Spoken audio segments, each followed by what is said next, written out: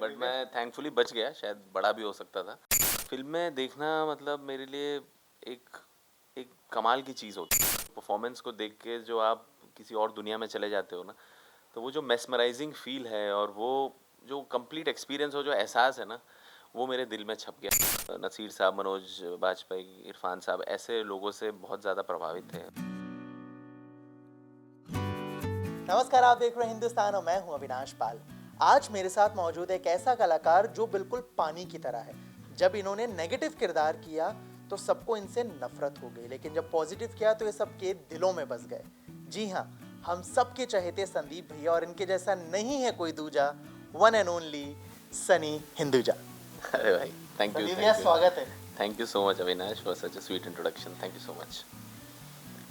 कैसे हैं आप आजकल, क्या चल रहा है? सबसे पहले तो आपका जो चोट लगा है, मैं चाहूंगा प्लीज उस बारे में बता दीजिए, क्योंकि बड़ा हम लोगों को ऐसा हो जाता है अगर आपको कुछ भी हल्का सा भी होता है। अरे नहीं, कुछ नहीं, फुटबॉल खेलते हुए थोड़ा सा पैर मुड़ गया था, तो हेयर लाइन फ्रैक्चर हो गया। कब तक सही हो जाएगा? ये हो जाएगा, एक आधी हफ्ते में हो जाएगा। मैं पूरा ख्याल रख रहा हूँ और I will be fine soon. But मैं थैंकफुली बच गया, शायद बड़ा भी हो सकता था, बट छोटे में संभल गए। विश ये भी जल्दी से ठीक हो जाए। तो चलिए बातचीत को ना थोड़ा सा फ्लैशबैक में ले जाते हैं और शुरुआत करते हैं इंदौर से। इंदौर के आप रहने वाले हैं, तो वो पहला पल, वो पहला मोमेंट या वो पहला टाइम जब भी आपको लगा कि यार एक्टिंग में जाना है अविनाश। एक्चुअली फिल्में देखना मतलब मेरे लिए एक एक कमाल की चीज़ होती थी। एक वो एक्सपीरियंस होता था। कोई भी फिल्म हो, कैसी भी फिल्म हो, कुछ फ़र्क नहीं पड़ता, लेकिन वो थिएटर में जाके 2 ढाई 3 घंटे जब मैं बैठता था, तो वो जो फीलिंग थी, वो जो परफॉर्मेंस को देख के जो आप किसी और दुनिया में चले जाते हो ना, तो वो जो मेस्मराइजिंग फील है और वो जो कंप्लीट एक्सपीरियंस हो, जो एहसास है ना, वो मेरे दिल में छप गया। तो शायद वहीं से इंस्पिरेशन आई कि भाई जीवन में कुछ इस प्रकार का ही काम करना है। इंदौर से शुरुआत हुई और वो गई पुणे, जी और पुणे से मुंबई। जी। तो ये इंदौर मुंबई वाया पुणे का जो आपका सफ़र है वो कैसा रहा? वाया दुबई है। दुबई क्योंकि फैक्टर, हाँ। मैंने इंजीनियरिंग दुबई में की थी। ठीक है। बिट्स पिलानी दुबई कैंपस से मैंने कंप्यूटर साइंस में इंजीनियरिंग की। I am BE honours in CS computer science.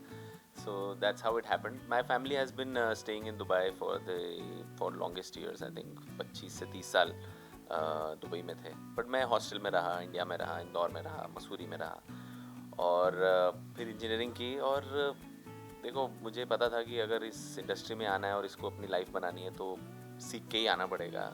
ऐसे ही मुंह उठा के नहीं जा सकता मैं बॉम्बे, क्योंकि this is my life, this is gonna be my everything. So I need to understand it, learn it. और हम लोग इंस्पायर्ड थे, नसीर साहब, मनोज बाजपेयी, इरफान साहब, ऐसे लोगों से बहुत ज़्यादा प्रभावित थे। और नसीर साहब का तो मुझे वो भी याद है, उनके इंटरव्यूज़ और ये सब पढ़ते थे, सुनते थे, तो वो कहते थे कि 10 साल तो कम से कम सीखने में, एक्टर को समझने में लग जाते हैं। अभी आप एक्टर बनते हो और उसमें वो तो मतलब वो शुरुआत होती है, तो 10 साल तो लग ही जाते हैं कम से कम, to understand and to learn. तो मुझे लगा कि यार ये FTI में तो अभी 2 ढाई साल ही हैं, क्योंकि उन्होंने NSD भी किया हुआ था, FTI भी किया हुआ था, और वो इंस्पिरेशन थे। तो तब मुझे लगा कि भाई इसको तरीके से सीखना है। तो 2 ढाई साल भी मुझे लगा कि अभी तो शुरुआत की तरह ही है। तो खैर, शुरुआत कहीं से तो करनी थी, और शुक्रगुजार हूँ कि FTI में मेरा एडमिशन हो गया, और वो पुणे में था, इसलिए वाया पुणे। तो दुबई थे, इंजीनियरिंग करा, घर वालों का क्या रिएक्शन था कि मतलब दुबई से इंजीनियरिंग करके अब भाई मुंबई जाके स्ट्रगल करना है? और मुंबई का जो स्ट्रगलिंग फेस था, सक्सेस की सब बात करते हैं कि आज ये इंसान यहाँ पे फिल्में कर रहा है, इनके साथ दिख रहा है, बहुत फेमस है, ऐसे ऐसे कैरेक्टर्स हैं। स्ट्रगल को लेकिन लोग याद नहीं करते हैं कि उसके पीछे की मेहनत क्या है, वो क्या रहा, घर वालों का रिएक्शन और मुंबई का स्ट्रगल। कमाल चीज़ ये थी कि घर वालों का बहुत भरपूर सपोर्ट था, क्योंकि मुझे बाद में पता चला, जब मैंने बोला कि मुझे एक्टिंग सीखनी है, तो मेरे डैड को भी एक्टर बनना था, लेकिन वो अपने क्योंकि कुछ वजहों से नहीं कर पाए उस फील्ड में, जबकि उन्होंने FTI का भी फॉर्म भरा था, उनको बुलावे के लिए मैं वो भी आ गया था लेटर, पर वो जा नहीं पाए। ये तो वो मोमेंट हो गया ना कि जो मैं नहीं कर पाया, मेरा बेटा कर हाँ गया। हाँ हाँ हाँ, और वो चीज़ें उन्होंने मेरे बड़े भाई में कोशिश की कि वो करें, पर उसका इंटरेस्ट नहीं था, एंड फिर उन्होंने छोड़ दिया, and this happened. So he was very happy and my brother was also very supportive because उनको डैड थोड़ा प्रेशराइज करते थे कि कर लो और उनका इंटरेस्ट नहीं था. सो ही सपोर्टेड, डैड सपोर्टेड. सो उस लिहाज से मैं बहुत खुश नसीब हूँ, पेरेंट्स का फुल सपोर्ट था. रही बात बम्बई की, मेरी शुरुआत तो इस तरीके से हुई थी कि FTI में पढ़ते हुए फिल्म मिल गई थी, लेकिन वो फिल्म जो है रिलीज़ नहीं हुई 5-6 साल तक. और उस दौरान मैंने और भी 5-6-7 फिल्में तकरीबन की होंगी, कोई रिलीज़ नहीं हो पाई. तो मेरा मतलब शुरुआत थोड़ा सा अलग तरीके से हुई. जो 5-6 फिल्में रही वो रिलीज ही नहीं हुई, मतलब नहीं क्या नहीं, क्या कुछ वजह रही, कुछ ऐसा स्पेसिफिक कोई रीजन? सबके अलग अलग हैं. मतलब हम बॉम्बे आ गए थे तो हमें ये भी पता चला था कई फिल्में, मतलब इरफान साहब की कुछ फिल्में रिलीज़ नहीं हुई, नसीर साहब की नहीं हुई. तो हम तो मतलब अब वो बहुत सारी वजहें होती हैं उसकी नहीं रिलीज़ होने की. So I took it in stride. But एक साथ शुरुआत करियर में ही एक साथ नहीं हुई. ठीक है भाई, ये भी ठीक है, ये भी फेज़ है, सीख रहे हैं. मतलब ये बहुत आसानी से अभी बोल रहा हूँ, उस वक्त तो बड़ी तकलीफ़ होती थी, बहुत परेशानी होती थी. और ये लगता था कि क्यों हो रहा है, कैसे हो रहा है. पर जो मेरे फैमिली से और जो मेरे आसपास के लोगों से मुझे हमेशा यही आता था कि अगर आप कोई भी चीज़ हो रही है ना, वो किसी पर्पस से हो रही है, कुछ ना कुछ अच्छा है, वो कुछ सिखा के जाएगी और वो आपको किसी चीज़ के लिए तैयार करेगी. तो ऐसी चीज़ें होती रही.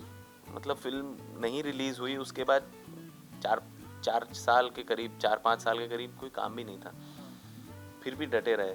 मैंने सोचा कि जो प्लान बी करूं मैं in terms of to support my plan है, ताकि कुछ अर्निंग्स आए, ताकि मैं सरवाइव कर सकूं. इस समय तक थोड़े 8-10 साल हो चुके थे, तो पेरेंट्स को भी लगता था कि भाई कुछ कमाई नहीं है, ये नहीं है, तो वो भी चिंता करते हैं. तो तब बहुत सारी चीज़ें जब deep deep deep deep deep deep जाते जाते जाते जाते, लेकिन एक उम्मीद, एक अंदर से एहसास, एक अंदर का वो आवाज़ हमेशा रहती थी कि नहीं, होगा होगा होगा. तो वो उस चीज़ से मैं स्टिक रहा. ये बहुत आसानी से मैं बोल दे रहा हूँ, बहुत मुश्किल था. लेकिन वही बात है कि अगर आप शिद्दत से लगे रहो लगे रहो लगे रहो, तो नीचे नीचे नीचे वो बोलते ना, कुएं को खोदते रहो खोदते रहो खोदते रहो खोदते रहो खोदते रहो, पानी निकलेगा. एक चीज़ ऑनेस्टली पूछना चाहूँगा कि जब हम अब जैसे पुराने टाइम जब हम याद करते हैं तो अभी हम उसका सिर्फ पॉजिटिव देखते हैं कि सिखाया है, उस वक्त ऐसा हुआ वैसा हुआ. बट उस वक्त वो एक एक मिनट काटना बहुत मुश्किल होता है. मैं अगर अपनी ही बात करूं तो मैं भी बहुत सारे फेजेस रहे हैं जिसमें मैं तो लिटरली रोया हूं. आपके साथ कभी वो एकदम ब्रेक डाउन मोमेंट हुआ और उसमें फिर क्या किया? क्योंकि बहुत सारे लोग हैं जो अभी भी इस इंडस्ट्री में आने की कोशिश कर रहे हैं. बॉम्बे है, हज़ारों हर दिन लोग सपने लेके आते हैं. वो जो पल होता है जो तोड़ देता है, उस वक्त में खुद को कैसे रोकें? देखो, मेरा ये मानना है कि ये जो इंडस्ट्री है और जो स्ट्रीम है, बहुत कमाल है. मैं ये नहीं कहूँगा कि आप इधर आए ना, लेकिन मैं ये भी कहूँगा कि अगर आपकी इच्छा और आपका पैशन इतना ज़्यादा नहीं है कि वो आपके लिए मतलब अ, जीने मरने के लिए की हद तक नहीं है, तो मेरे ख्याल से यू चिल यार. बहुत सारी चीज़ें हैं लाइफ में करने के लिए. लेकिन जब ये चीज़ रहती है, ये पैशन रहता है ना, तो वो सारी चीज़ें आप सह लेते हो. मतलब परेशान होते हो, सब कुछ होता है, लेकिन वो जो अंदर का आपका जो गट है ना, वो आपको टिका के रखता है. रोते भी हो, फ्रस्ट्रेट भी होते हो, और फिर ऐसे समय में आपके जो आसपास के लोग हैं वो बहुत काम आते हैं. वो आपके जो सपोर्ट होता है, और एट द सेम टाइम कभी आप लो होते हो, कभी आपका दोस्त लो होता है, तो एक दूसरे को जो सपोर्ट करने वाली चीज़ है. तो उस तरीके से मैं बहुत खुशनसीब रहा कि जो मेरे FTI के बैचमेट्स हैं वो हमेशा मेरे साथ थे, और मेरे कुछ और दूसरे दोस्त थे. तो वो जो लोग हैं उन्होंने मुझे संभाल के रखा. मेरी वाइफ हैं, she is my batchmate from FTI. इन सब लोगों ने मुझे संभाला, मेरे पेरेंट्स, मेरे भाई, सबका सपोर्ट रहा. तो ये लोगों की वजह से ही आज हम हैं जो भी हैं.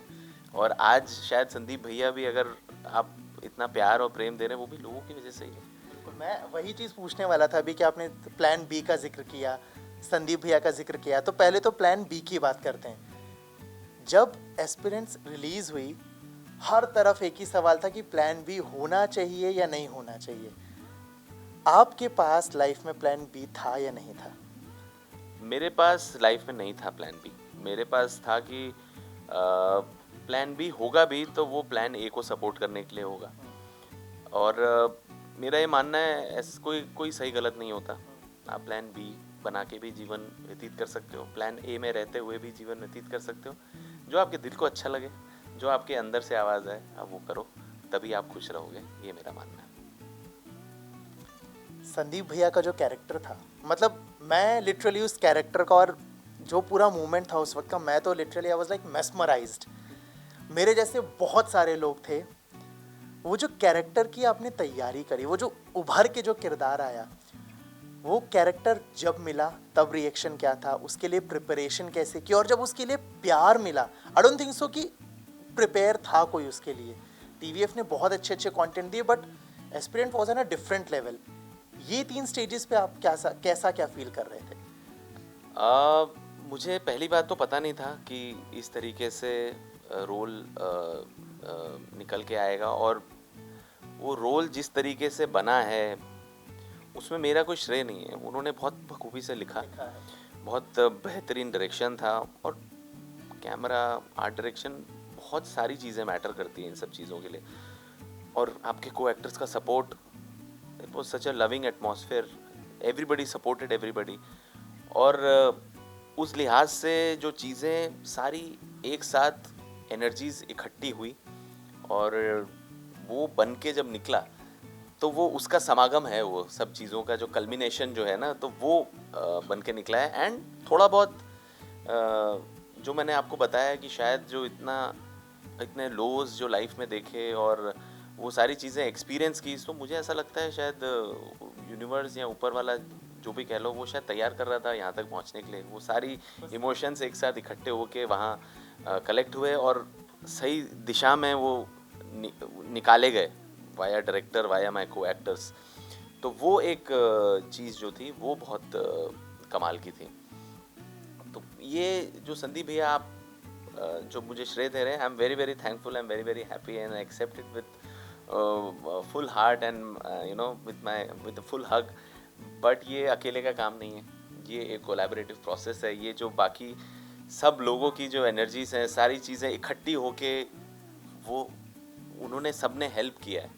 और ऑफ कोर्स हमने अपनी तैयारी जो अपने तरफ से की थी, जो बैक स्टोरी बनाई थी आईएएस की प्रिपरेशन में, जो किताबें होती हैं, मैंने अप्पू से बात करके, जो डायरेक्टर है, अप्पू से पूछी मैंने क्या बुक्स पढ़ सकते हैं, क्या है, because I was supposedly to be the senior, उसे पता होना चाहिए। और लोग कहते हैं कि भाई और किसी का हो ना हो, आपका तो निकल जाएगा। तो उस लेवल का समझ, अंडरस्टैंडिंग कि किस तरीके की तैयारी वो होनी ज़रूरी है। तो अप्पू ने मुझे हेल्प किया उस चीज़ में, किताबें क्या पढ़नी है, क्या करना है। एंड हाँ, और फिर थोड़ा बहुत अप्पू ने कहा कि एक्सेंट पे काम करना है। तो मेरे एफटीआई के एक और बैचमेट हैं जसवंत, उन्होंने मुझे, वो हरियाणा के हैं, उन्होंने मुझे एक्सेंट तैयार करने में हेल्प किया। एंड हमने मतलब ये प्लान किया था कि अगर ठीक से होगा तो करेंगे, because doing an accent is very very difficult. मेरे हिसाब से तो एक्सेंट का भी गड़बड़ होना इज़ अ गड़बड़, लेकिन अगर भाव ही आपका चला गया तो वो एक बहुत ट्रिकी सिचुएशन थी। तो जिसमें मेरे को बहुत कमाल का सपोर्ट था जसवंत से, तो वो हमने पूरा तैयार किया तरीके से। और हाँ, फिर पहुंच गए मैदान में, and it happened. Rest is history. ठीक है, जो जैसे मैंने अपने इंट्रोडक्शन में भी जब आपका जिक्र कर रहा था, तो बोला कि आपको कैरेक्टर्स के लिए प्यार मिला है। मैंने जब आपकी चाचा विधायक हमारी देखी थी जाकिर खान के साथ में, यू वोंट बिलीव, मेरे को एक्चुअली में आपसे नफरत हो गई थी। आई वाज लाइक कैसा इंसान है यार ये। तो I was the only one, या और भी ऐसे कुछ मैसेजेस आए थे कि कैसा है, क्या है, क्यों है? हाँ, मतलब मेरे लिए अगर उस रोल में आप नफरत कर रहे हैं तो मेरे लिए जीत है। बिल्कुल। और That's a compliment. हाँ, तो वो लोगों ने, काफ़ियों ने वो चीज़ बोली, और वो एकदम करेक्ट लगा उन चीज़ों पे, और वो तो मेरे लिए वो विक्ट्री थी उस समय, उस तरीके से। और इंदौर, वो गालियाँ, की तारीफ। हाँ, तो मेरे लिए वही था, वो जिस किरदार के लिए जो रिक्वायर्ड है वो मेरे लिए ऊपर है, वो बखूबी से करना वो ज़रूरी है। विलन है तो फिर विलन है, और उसके कारण होने चाहिए, उसके कारण थे वो जो कर रहा था। सो वो मैंने उस हिसाब से, because at the end of the day everybody is a human, कोई विलन होता नहीं है। वो एक के लिए विलन हो, दूसरे के लिए हीरो भी हो सकता है। शायद वो जो विक्की अपने पिताजी के लिए शायद हीरो होगा, वो क्योंकि अपना प्रूफ करना चाहता था, क्योंकि वो नहीं रहे। तो it's all about subjective, there is no black और white, it's always grey. It's only, life is shades of grey, so it's all about that. OTT पे आपके अभी तक जितने भी कंटेंट आए, जो चाचा विधायक हो हमारे, या एस्पिरेंट्स हो गया, या द फैमिली मैन हो गया, इनसाइड एज हो गया, you nailed it every time. तो ये जो आई, और ये ऑलमोस्ट सब एक साथ ही आए हैं, आगे पीछे थोड़े बहुत आए हैं, बहुत सारे इस पे मीम्स भी चले हैं, कुछ मंथ्स और ड्यूरेशन के साथ में आपके फोटोज वीडियोस खूब वायरल हुए थे।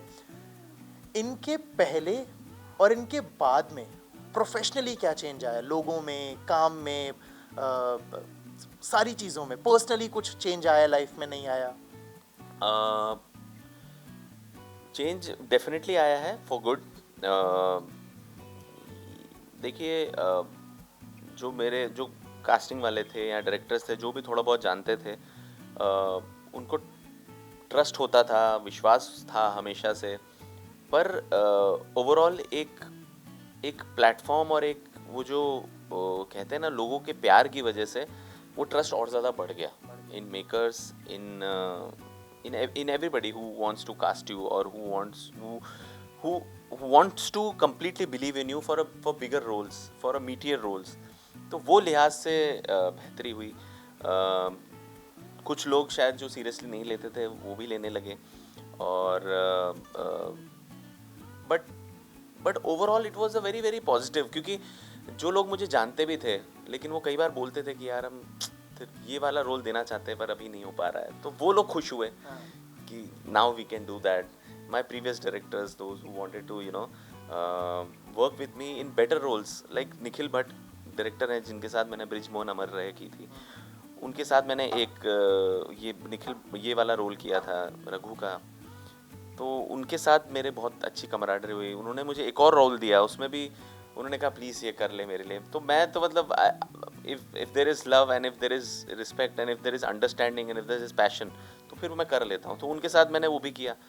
So he said after that कि मैं तुमको ना अब किसी भी इस छोटे रोल के लिए नहीं बुलाऊंगा, मैं एक कड़क रोल होगा, जब तैयार वाला होगा तभी मैं बुलाऊंगा।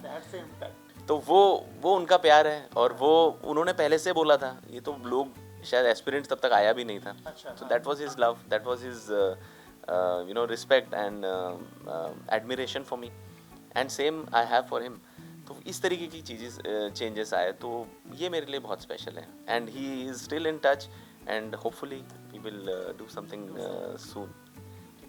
जब स्ट्रगल होता है और जब सक्सेस मिल जाती है, इसके बीच में दो चीज़ें होती हैं। एक तो स्ट्रगल वाले फेज में आप इस जोन में होते हो कि मुझे काम चाहिए, जो मिल रहा है दे दो, या उस समय भी आप बहुत सब्जेक्टिव होते हो कि नहीं, चाहे काम ना मिले लेकिन एक करूँगा, बहुत तगड़ा करूँगा। आप कौन से जोन में थे? मैं, देखिए, चेंज होता गया। जब काम मिलना शुरू हुआ तब तो जो भी मिलता था मैं कर लेता था, जो भी लगता था कि हाँ मतलब एकदम ठीक है, मतलब ऐसा ना हो कि बस खड़ा है तो तब तक ठीक है, कुछ थोड़ा सा भी हो तो वो भी मैंने किया है। इनफैक्ट मैंने मर्दानी 2 में वो रोल काफ़ी छोटा रोल था, but I just did it because जो गोपी हैं director, he met me very nicely. I went in Yashraj के ऑफिस में गया था मैं, he met me very nicely and he said कि यार आप करोगे तो बहुत अच्छा रहेगा। सो उनकी वो बात वो काफ़ी थी उस वक्त। मैंने कहा सर आप, हाँ वो मेरे लिए, हाँ तो वही, I only believe in that and I would like to believe in that because that is the real thing which stage. बाकी सब तो फिल्म आके चली जाएगी, पैसा आके चला जाएगा, सब चीज़ें चली जाएंगी, लेकिन जो मोहब्बत है, जो प्यार है, वो रह जाती है, लोग रह जाते हैं, तो वो बड़ी हैं। वो जो परमानेंट चीज़ है मेरे लिए वो इम्पॉर्टेंट है, उनको मैं ध्यान रखता हूँ और उनको वैल्यू करता हूँ। So it's just that, and आज भी ऐसा ही है। हाँ, इन टर्म्स ऑफ चेंज, उस वक्त भी 1 या 2 मिल रहे हैं तो उसमें से देख लिया कि चलो ये वाला बेहतर है, तो वही करता था। आज भी पहले शायद 1 या 2 थे, आज 4 या 5 होंगे, तो उनमें से एक ले लिया, तो आज भी वही मैं कर रहा हूँ। और आई एम थैंकफुल कि मुझे इस मुकाम पे लाया कि 1 या 2 से 4 या 5 के ऑप्शन मिले, तो मैं खुश नसीब समझता हूँ अपने आप को इस लिहाज से। और मेरा फोकस यही है कि जो भी मैं काम करूँ उसको मैं बेहतर करता जाऊँ, मैं ग्रो करता जाऊँ as person, as human being, as an actor, and that I portray in my work. वो मेरा एक कांस्टेंट है, वो मैं करता रहूँगा, और बेहतरी की तो कोई अंत नहीं है। वो तो जब तक चल रहा है अच्छा होता जाएगा। अभी तक तो जितना भी हमने आपके प्रोजेक्ट्स देखे हैं प्यारे रहे हैं, हर बार कुछ अलग देखने को मिला है। आने वाले टाइम में और क्या क्या नया आ रहा है? देखिए हाल ही में एक फिल्म आने वाली है 11 नवंबर को, इसका नाम है थाई मसाज, जिसमें गजराज राव, दिवेंदु और इम्तियाज़ सर ने प्रोड्यूस की है, and Mangesh Hadawale he is the director. वो आ रही है, और एक 10 फेब को आ रही है शहज़ादा। वो भी एक स्पेशल फिल्म है मेरे लिए। रोहित धवन डायरेक्टर हैं, जिसमें Kartik Aaryan is the lead. और एक यशराज का शो है, रेलवे मैन नाम है उसका। That's the first OTT show, very very interesting show. And there is a film and another series for, I don't know I can say it or not, for Netflix. So उसकी details with time, हाँ we will put it out soon. तो मतलब back to back बहुत सारी चीज़ें आने वाली हैं, हम आपको देखते रहेंगे, एंजॉय करते रहेंगे। एक आखिरी सवाल आपसे, जब सक्सेस मिलती है, ऑब्वियसली है किरदार अच्छे जब आप करते हैं उसके बाद मिलती है, तो अब किरदारों को चुनने का कुछ आपका तरीका बदल गया है कि जहन में कुछ पॉइंट्स रहते हैं कि 1 2 3 4 है टिक, तो ये कैरेक्टर कर रहा हूँ, वरना सॉरी नहीं होगा? कुछ बदला है या क्या कुछ पैमाने हैं आपके? मैं इतना समझदार नहीं हूँ ठीक है, मेरे को बस ये समझ है कि ये पढ़ के दिल में कुछ हुआ, हाँ, तो कर लो, सबसे देसी चीज़। हाँ, और अगर दिल में थोड़ा कम हो रहा है ना, तो जो बना रहा है उससे मिल लिया, हाँ, कि वो लगा कि हाँ भाई ये बंदा कमाल है, हाँ। दैट्स इट, उतना बहुत है मेरे लिए, उससे ज़्यादा कुछ नहीं। बहुत sorted. So thank you so much हमारे साथ जुड़ने के लिए और ढेर सारी बातचीत के लिए। Thank you so much Avinash, thanks for having me on your channel. Thanks to you, घर बुलाने के लिए, चाय के लिए और बहुत टेस्टी सैंडविचेस के लिए। सो thank you. I really hope ये बातचीत आगे जारी रहेगी, हम आपसे मिलते रहेंगे जैसे जैसे नए प्रोजेक्ट्स आएंगे। So thank you so much for being here and being with our audience. Thank you so much.